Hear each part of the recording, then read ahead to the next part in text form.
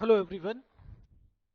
आज की ये वीडियो बहुत इम्पोर्टेंट है, खास करके उन बच्चों के लिए जो यूपीएससी एग्जाम की तैयारी कर रहे हैं या फिर जो प्रीलिम्स 2024 में अटेम्प्ट देने वाले हैं। क्योंकि अभी एक रीसेंट चेंज आया है जो कि किसी भी लीडिंग बुक ने कवर अभी नहीं किया हुआ, और अगर आप बिना चेंज को पढ़े एग्जाम में जाते हैं तो आपको हो सकता है प्रॉब्लम फेस करनी।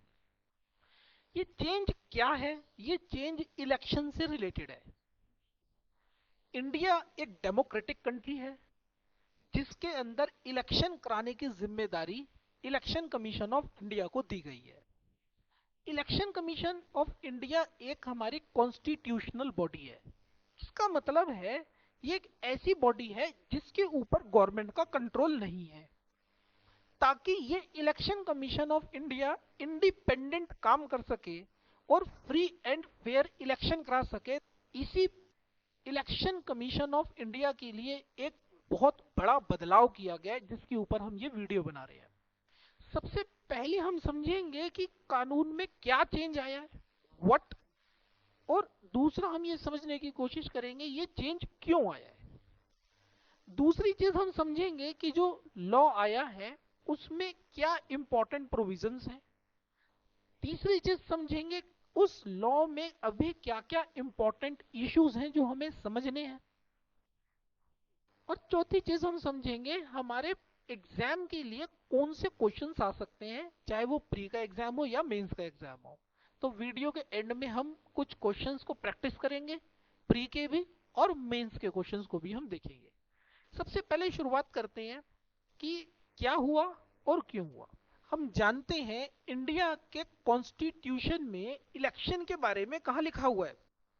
इलेक्शन के बारे में लिखा हुआ है पार्ट 15 के अंदर, आर्टिकल 324 से 329 ए जो है वो इलेक्शन से डील करते हैं। हमें सबसे पहले समझना होगा 324 को। इलेक्शन कमीशन ऑफ इंडिया का जो हेड होता है वो चीफ इलेक्शन कमिश्नर होते हैं, और उनके साथ जो काम करते हैं दो और कमिश्नर काम करते हैं, यानी कि अभी ये 3 मेंबर ऑर्गेनाइजेशन है। सवाल ये पैदा होता है कि इन चीफ इलेक्शन कमिश्नर को और अदर कमिश्नर्स को अपॉइंट कौन करता है। तो आप जानते होंगे 324 आर्टिकल में लिखा हुआ है इन्हें प्रेसिडेंट अपॉइंट करता है। कैसे अपॉइंट करता है, क्या अपॉइंट करता है, एक बार हम देखते हैं 324 को, इसमें क्या लिखा है। 324 is a very important article. इसमें लिखा है the election commission shall consist of, इसका मतलब इलेक्शन कमीशन के अंदर कौन कौन आएगा?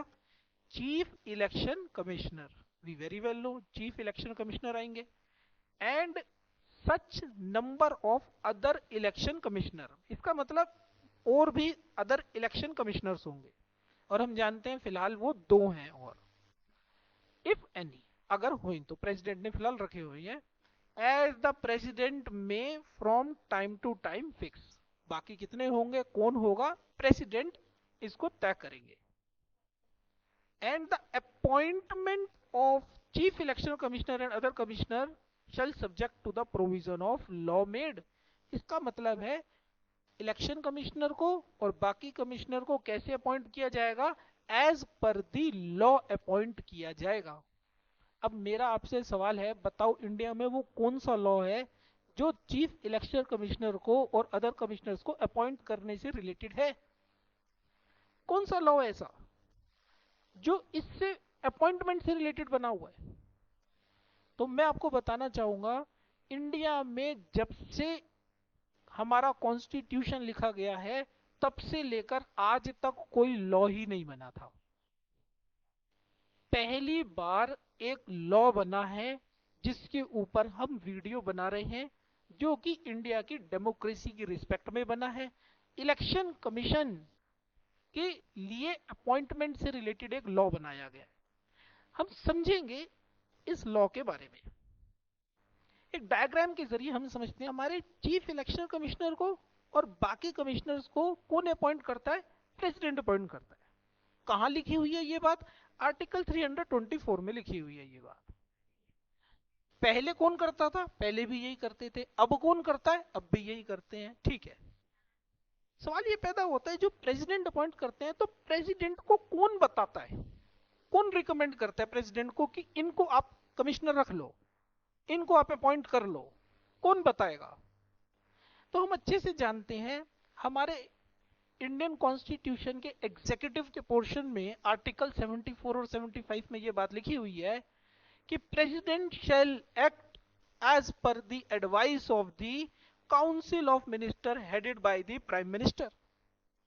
इसका मतलब प्राइम मिनिस्टर बताएंगे कि आप किसको इलेक्शन कमिश्नर रखें। अब आप सोचें, कॉन्स्टिट्यूशन, यहीं पर सारी बात है। आप एक बार सोचें, कॉन्स्टिट्यूशन मेकर्स ने इलेक्शन कमीशन को एक कॉन्स्टिट्यूशनल बॉडी बनाया था। क्यों बनाया था कॉन्स्टिट्यूशनल बॉडी? ताकि गवर्नमेंट का किसी भी तरीके का कंट्रोल इस बॉडी के ऊपर ना रह सके, ताकि ये बॉडी इलेक्शन जो है फ्री एंड फेयर करा सके। लेकिन अभी क्या हम देख रहे हैं? अभी देख रहे हैं कि गवर्नमेंट इसको बता रहे हैं कि आप इस इलेक्शन कमीशन के हेड किसको रखो, चीफ कमिश्नर को किसको अपॉइंट करो। इसका मतलब क्या इलेक्शन कमीशन जो है फ्री एंड फेयर इलेक्शन करा पाएगी? क्या ये इंडिया की डेमोक्रेसी के ऊपर और इलेक्शन कमीशन की अकाउंटेबिलिटी, ऑटोनोमी के ऊपर सवाल नहीं खड़ा करती? इसी से रिलेटेड एक लॉ बनाया गया है। ये बात जो मैंने आपको बताई कि गवर्नमेंट का कंट्रोल होगा, तो गवर्नमेंट इंडिया में बताती थी। इसी बात को लेकर के सुप्रीम कोर्ट में एक चैलेंज भी किया गया कि गवर्नमेंट क्यों बता रही है। अगर गवर्नमेंट ये बता रही है कि चीफ इलेक्शन कमिश्नर कौन होगा, तो इसका मतलब इलेक्शन कमीशन इंडिपेंडेंट नहीं काम कर सकती। और ये बड़ा इंपॉर्टेंट केस था जिसका नाम था Anoop Barnwal versus union of India 2023। जो इंडिया की लीडिंग बुक्स हैं, जैसे लक्ष्मीकांत भी ले लो, उसने यहां तक कवर किया हुआ है।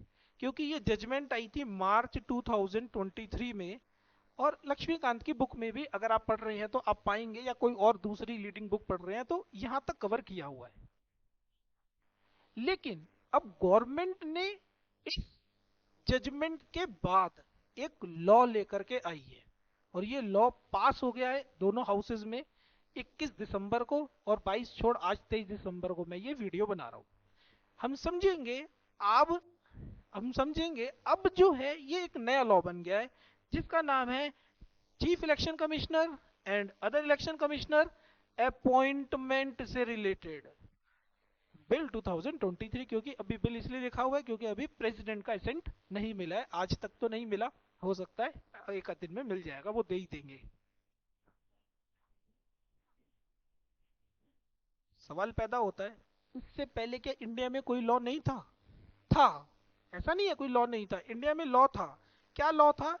इससे पहले जो लॉ था इलेक्शन कमीशन एक्ट 1991 का, वो सिर्फ कंडीशन ऑफ सर्विस पे बात करता था, वो सिर्फ ट्रांजैक्शन ऑफ बिजनेस के बारे में बात करता था, वो अपॉइंटमेंट के बारे में बात नहीं करता था।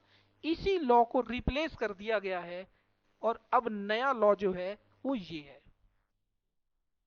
अगर यूपीएससी प्री में आपसे अपॉइंटमेंट से रिलेटेड क्वेश्चन पूछती है, और अगर आप उसको Anoop Barnwal versus union of India के हिसाब से आंसर देते हो, तो आपका आंसर गलत हो जाएगा।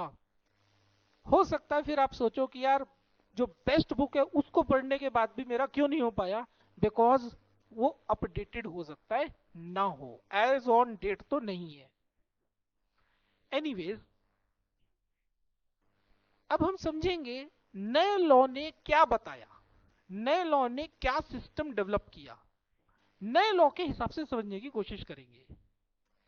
नए लॉ ने बताया कि प्रेसिडेंट को कौन बताएगा कि किसको अपॉइंट करो।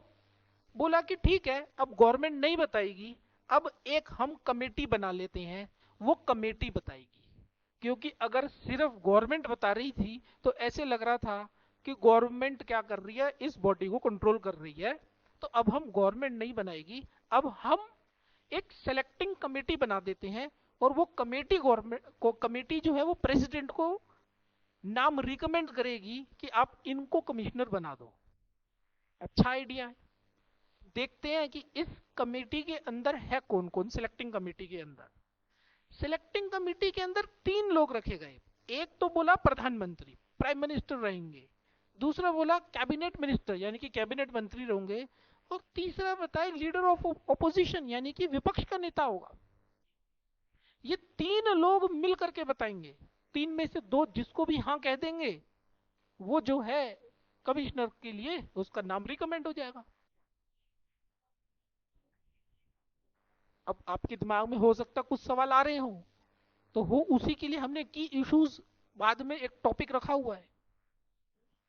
आपके दिमाग में हो सकता है ये आ रहा हो, अगर इन दोनों ने एक ही नाम सजेस्ट किया और इसने बोला मैं तो नहीं, मैं तो जा रहा हूं इस कमेटी को छोड़ करके, फिर नाम रिकमेंड कैसे होगा। लॉ ने लिखी है ये बात कि अगर इस कमेटी में कोई वैकेंसी भी आ गई, एग्जाम्पल के लिए ये ओपोजिशन लीडर जो है इसको छोड़ करके चला गया, तब भी ये जो कमेटी नाम रिकमेंड करेगी वो नाम वैलिड होगा। अब आप मेरे को कमेंट सेक्शन में बता सकते हैं कि आपके हिसाब से ये लॉ आपको कैसे लग रहा है। एनीवेज, हम लॉ को समझते हैं पहले। तो इसका मतलब अब एक कमेटी है, वो प्रेसिडेंट को नाम रिकमेंड करेगी, और इस इन केस कोई, हमने यहाँ पे यही बात लिखी हुई है, इन केस कि अगर इस कमेटी में कोई वैकेंसी आ गई तब भी इनका नाम वैलिड ही रहेगा। जो भी नाम रिकमेंड किया है वो वैलिड रहेगा, वैकेंसी का कोई फर्क नहीं पड़ेगा। अब सवाल एक और मन में आता है कि सर ये जो सिलेक्टिंग कमेटी बताएगी प्रेसिडेंट को, सिलेक्टिंग कमेटी को कौन बताएगा कि किसको बनाओ। इस बात के लिए भी इन्होंने बोला एक कमेटी और होगी। कौन होगी? उसका नाम है सर्च कमेटी, और search committee will be headed by the cabinet secretary.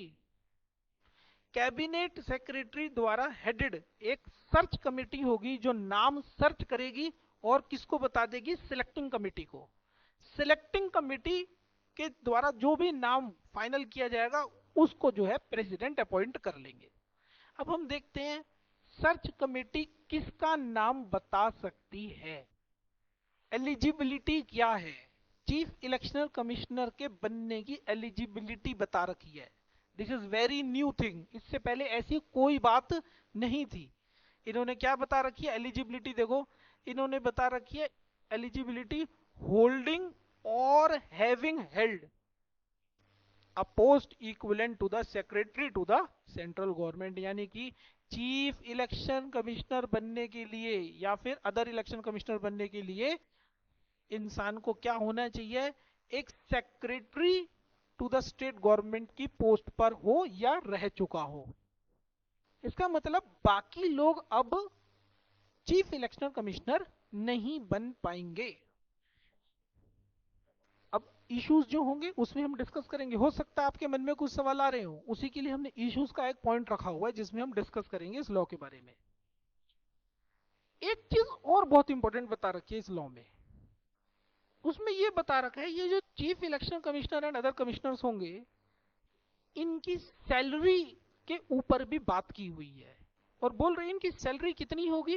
वो कह रहे हैं इनकी सैलरी होगी equivalent to the cabinet secretary. पहले होती थी इनकी सैलरी सुप्रीम कोर्ट के जज जितनी। अब हो सकता है आपको लगे इससे क्या फर्क पड़ रहा है सर, सुप्रीम कोर्ट के जज जितनी हो या कैबिनेट सेक्रेटरी जितनी हो। बेटा, कैबिनेट सेक्रेटरी की सैलरी डिसाइड करती है गवर्नमेंट और इनकी सैलरी डिसाइड करता है पार्लियामेंट। तो गवर्नमेंट अगर डिसाइड कर रही है तो गवर्नमेंट में इन्फ्लुएंस, में influence, it raises certain concerns. Anyways, I hope आप इसको समझ पाए होगे नए सिस्टम को। अब वही बात कि सर इश्यूज क्या है इस पूरे लॉ में। ये लॉ हमने देखा एक डायग्राम के जरिए, मैंने आगे इसको पॉइंट्स में एक्सप्लेन कर रखा है। ताकि आप जो है इसको बाद में पढ़ लें। अब हम समझेंगे तीसरी चीज, इस लॉ में क्या क्या की इश्यूज हमारे को देखने को मिलते हैं। पहला, सबसे पहला हमारे को यह देखने को मिलता है कि इन्होंने एक कैबिनेट मिनिस्टर के नाम के बारे में बात करी। जब ये लॉ नहीं आया था, इससे पहले Anoop Barnwal versus union of India ने बोला था कि जब तक कानून नहीं आ रहा तब तक राष्ट्रपति को, प्रेसिडेंट को एक सिलेक्टिंग कमेटी नाम रिकमेंड करेगी जिसके अंदर एक प्राइम मिनिस्टर होंगे, एक लीडर ऑफ ओपोजिशन होंगे, यहां नाम लिखा हुआ था एक सीजेआई होंगे, यानी कि चीफ जस्टिस ऑफ इंडिया होंगे। इन तीन में से जो भी दो लोग जिस नाम को फाइनल कर देंगे वही उसी पर्सन को, प्रेसिडेंट को रखना होगा। गवर्नमेंट ने सीजेआई के नाम को हटा के इस लॉ में हमने देखा कि कैबिनेट मिनिस्टर का नाम लिखा है। इससे एक कंसर्न आता है, क्या अब कहीं गवर्नमेंट डोमिनेट तो नहीं करने लग जाएगी? बिकॉज कैबिनेट मिनिस्टर और प्राइम मिनिस्टर दोनों ही गवर्नमेंट हैं, और ये दोनों ने अगर डिसाइड कर लिया तो ये जिसको डिसाइड करेंगे उसी को जो है चीफ इलेक्शन कमिश्नर और अदर कमिश्नर रख देंगे। एक दूसरा इशू है कि इसमें बताया इस कमेटी में अगर कोई नहीं भी हुआ, वैकेंसी हुई, यानी कि ये छोड़कर चला गया या ये इसने बाहर निकल गए, तब भी उनका नाम वैकेंसी में भी क्या हो जाएगा, उनके नाम को वैलिड माना जाएगा। इसका मतलब क्या है? कहीं ना कहीं हमारे को गवर्नमेंट का ही डोमिनेशन स्टिल देखने को मिलता है। एक कहीं ना कहीं गवर्नमेंट ही एक सोल डिसीजन मेकिंग बॉडी बन रही है यहाँ पे। एक तीसरा इंपॉर्टेंट कंसर्न हमारे को यहाँ देखने को मिलता है, वो ये मिलता है कि इन्होंने chief election commissioner and other election commissioners की एलिजिबिलिटी के बारे में बात की, और उन्होंने बोला कि सिर्फ सेक्रेटरी की पोस्ट, जो गवर्नमेंट, सेंट्रल गवर्नमेंट के सेक्रेटरी की पोस्ट पे रह चुके हैं या जो हैं, सिर्फ वही बन सकते हैं। इसका मतलब अगर सेक्रेटरी से भी कोई ज्यादा एलिजिबल पर्सन हुआ तो क्या हम उसको नहीं रखेंगे? दिस रेजेस कंसर्न, ये एक इशू है। एंड एक लास्ट इंपॉर्टेंट कंसर्न ये है कि आप इनकी सैलरी भी डिसाइड कर रहे हो, और अगर आप इनकी सैलरी डिसाइड कर रहे हो तो कहीं ना कहीं इसका मतलब है गवर्नमेंट में स्टिल इन्फ्लुएंस दिस बॉडी। तो अगर गवर्नमेंट इन्फ्लुएंस कर पाएगी तो क्या इलेक्शन कमीशन इंडिपेंडेंट रह पाएगी? क्या फ्री एंड फेयर इलेक्शन हो पाएंगे? क्या इंडिया की जो डेमोक्रेसी है वो प्रोटेक्टेड रह पाएगी? दीज आर सर्टेन इश्यूज जो इस लॉ के बाद अराइज होते हैं। एनीवेज, हमने ये सारे इश्यूज देखे और मैंने ये प्रोविजंस लिखे हुए हैं सारे के सारे, अगर आप इसको बाद में चाहें तो इसको पढ़ सकते हैं। अब हम समझेंगे हमारे एग्जाम के लिए क्या क्वेश्चंस बन सकते हैं, हमारे यूपीएससी के एग्जाम में किस तरह का क्वेश्चन पूछा जा सकता है। प्री के लिए हम पहले देखेंगे, फिर हम मेंस के लिए देखेंगे। देखते हैं सबसे पहले प्री के लिए। एक क्वेश्चन आ सकता है, who appoints the chief election commissioner and election commissioners as per the new law? यहां पे लॉ का नाम लिखा जा सकता है। तो ध्यान रखना, पहले भी प्रेसिडेंट थे, अब भी प्रेसिडेंट हैं, इसमें कोई चेंज नहीं है, बिकॉज ये बात लिखी है आर्टिकल 324 में। तो answer will be president of India only. ये आंसर हमने पीछे लिखा भी हुआ है और इसका जो है रीजन एक्सप्लेनेशन भी दे रखी है। नेक्स्ट क्वेश्चन बनता है, what does selection committee for the appointment of chief election commissioner and election commissioners comprise of? इसका मतलब इस सिलेक्टिंग कमेटी के अंदर कौन कौन होंगे? There are various options given, prime minister, supreme court जज, leader of opposition, no. Prime minister, union cabinet minister, leader of opposition, yes. भी हमने देखा ये हो गए। फाइनली ऑब्वियसली बात है, जब हमें सही आंसर मिल गया तो बी ही सही आंसर है। तीसरा क्वेश्चन हम समझते हैं कौन सा बन सकता है। What is the eligibility criteria for the post of chief election commissioner and election commissioner? यानी कि चीफ इलेक्शन कमिश्नर की पोस्ट के लिए कौन एलिजिबल है? वो पर्सन रिटायर्ड सुप्रीम कोर्ट जज होने चाहिए? नो। मस्ट होल्ड और have held a post equivalent to the secretary to the central government. जी हाँ, अभी हमने पढ़ा, यही आंसर है। सिटिंग मेंबर की बात नहीं है एंड चीफ मिनिस्टर की भी बात नहीं है। फिर हम समझेंगे एक नेक्स्ट क्वेश्चन जो बन सकता है, probable question. According to the new bill the salary and condition of the service of the chief election commissioner and ECs will be equivalent to that of which position. अभी हमने देखा answer क्या है हमारा, कैबिनेट सेक्रेटरी की post पे होना चाहिए, ना कि इन सब के। एनीवेज, नेक्स्ट क्वेश्चन देखते हैं। What is the role of search committee in the appointment process of CEC and EC? अभी हमने पढ़ा था सर्च कमेटी क्या करती है, नाम सर्च करके सिलेक्टिंग कमेटी को बता देती है। तो वो कह रहे हैं इसका क्या काम है सर्च कमेटी का? It appoints the, no it do not appoint. Appoint कौन करता है? President. Second, it reviews the decision, no ये रिव्यू नहीं करती है। तीसरा, it proposes a panel of names to the selection committee, yes. So C is the right answer, not this. तो ये हमने 5 क्वेश्चन देखे। इसके बाद अगर आप चाहते हैं इस तरह के और क्वेश्चंस प्रैक्टिस करना, तो आप हमारी ऐप डाउनलोड कर सकते हैं गूगल प्ले स्टोर से। एंड्रॉइड में अवेलेबल है ये। और वहां पर आपको जब ऐप डाउनलोड करेंगे तो एक कोर्स दिखाई देगा जिसका नाम है Indian polity free study material. और उसमें एक फोल्डर बना हुआ दिखाई देगा इलेक्शन कमीशन ऑफ इंडिया के नाम से, जिसके अंदर जाके आप इस तरह के और बहुत सारे एमसीक्यूज क्वेश्चन प्रैक्टिस कर सकते हो। जो भी मैक्सिमम प्रोबेबल क्वेश्चंस बनते हैं हमने वो सारे उसमें डाल रखे हैं विद आंसर एंड एक्सप्लेनेशन। और जो स्लाइड में आपको दिखा रहा हूं ये स्लाइड्स भी मैं इसी फोल्डर के अंदर डाल दूंगा। या फिर ये कोर्स होगा, आप जब जाएंगे तो आपको ऐप में इस तरीके का कोर्स दिखाई देगा। या फिर आप हमारा टेलीग्राम चैनल भी ज्वाइन कर सकते हो, टेलीग्राम चैनल पे भी हम ये सारी चीजें डाल देंगे। एनीवेज, अब हम देखते हैं मेंस में क्या क्वेश्चन बन सकता है। मेंस में क्वेश्चन बन सकता है critically assess the process of appointment and removal of chief election commissioner and election commissioners and how does it impact the functioning of the commission। इसका I think this is a very easy question, you can easily attempt.